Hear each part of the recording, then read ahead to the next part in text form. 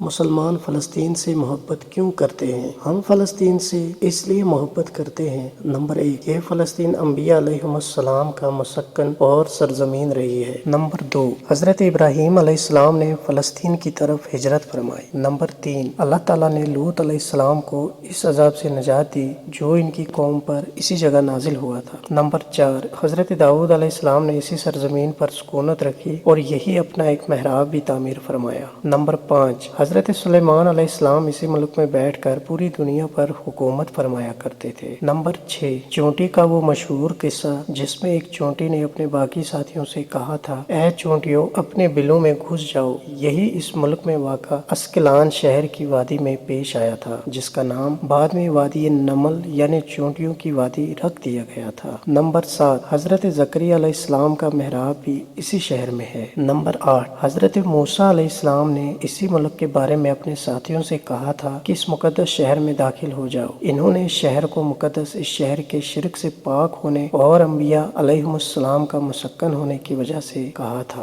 Number 9، اس شہر میں کئی معجزات وقوع پذیر ہوئے ہیں، جن میں سے ایک کنواری بی بی حضرت مریم علیہ السلام کے بطن سے حضرت عیسیٰ علیہ السلام کی ولادت مبارک بھی ہے۔ نمبر 10، حضرت عیسیٰ علیہ السلام کو جب ان کی قوم نے قتل کرنا چاہا تو اللہ تبارک و تعالیٰ نے انہیں اسی شہر سے آسمان پر اٹھا لیا۔ نمبر 11، ولادت کے بعد جب عورت اپنی جسمانی کمزوری کی انتہا پر ہوتی ہے، ایسی حالت میں بی بی مریم علیہ السلام کا کھجور کے تنے کو ہلا دینا بھی ایک معجزہ الہی ہے۔ نمبر 12، قیامت کی علامات میں سے ایک حضرت عیسیٰ علیہ السلام کا اس زمین پر واپس تشریف لانا اسی شہر کے مقام سفید مینار کے پاس ہوگا۔ نمبر 13، اسی شہر کے ہی مقام باب لد پر حضرت عیسیٰ علیہ السلام مسیح دجال کو قتل کریں گے۔ نمبر 14، فلسطین ہی ارض محشر ہے۔ نمبر 15، اسی شہر سے ہی یاجوج و ماجوج کا زمین میں قتال اور فساد کا کام شروع ہوگا۔ نمبر 16، اس شہر میں وقوع پذیر ہونے والے قصوں میں سے ایک قصہ طالوت اور جالوت کا بھی ہے۔ نمبر 17، فلسطین کو نماز کی فرضیت کے بعد مسلمانوں کا قبلہ اول ہونے کا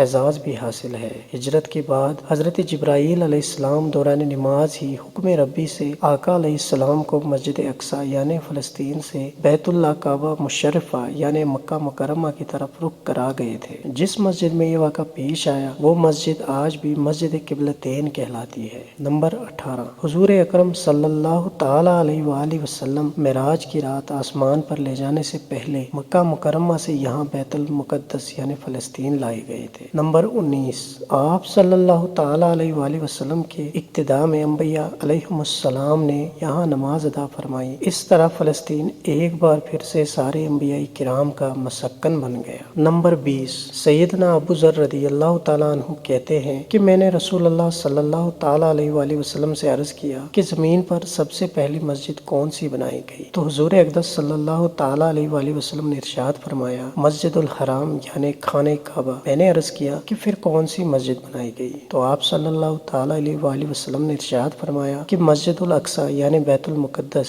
میں نے پھر عرض کیا کہ ان دونوں کے درمیان کتنا فاصلہ تھا؟ آپ صلی اللہ تعالیٰ علیہ وآلہ وسلم نے ارشاد فرمایا کہ 40 برس کا، اور تو جہاں بھی نماز کا وقت پالے وہی نماز ادا کر لے، پس وہ مسجد ہی ہے۔ نمبر 21، وصال حبیبنا صلی اللہ تعالیٰ علیہ وآلہ وسلم کے بعد حضرت ابو بکر رضی اللہ تعالیٰ عنہ کو ارتداد کے فتنے اور دیگر کئی مشکلات سے نمٹنے کے لیے عسکری اور افرادی قوت کی اشد ضروریات کے باوجود بھی ارض شام یعنی فلسطین کی طرف آپ صلی اللہ تعالیٰ علیہ وآلہ وسلم کا تیار کرنا اور لشکر بھیجنا ایک ناقابل فراموش حقیقت ہے۔ نمبر 22، اسلام کے سنہرے دور فاروقی میں دنیا بھر کی فتوحات کو چھوڑ کر محض فلسطین کی فتح کے لیے خود سیدنا عمر رضی اللہ تعالیٰ عنہ کا چل کر جانا اور یہاں پر جا کر نماز ادا کرنا اس شہر کی عظمت کو اجاگر کرتا ہے۔ نمبر 23، دوسری بار بینہ معراج کی رات بروز جمعہ 27 رجب 523 ہجری کو صلاح الدین ایوبی کے ہاتھوں اس شہر کا دوبارہ فتح ہونا بھی ایک نشانی ہے۔ نمبر 24، بیت المقدس کا نام قرآن سے پہلے قدس ہوا کرتا تھا۔ قرآن نازل ہونے کے بعد اس کا نام مسجد اقصی رکھ دیا گیا۔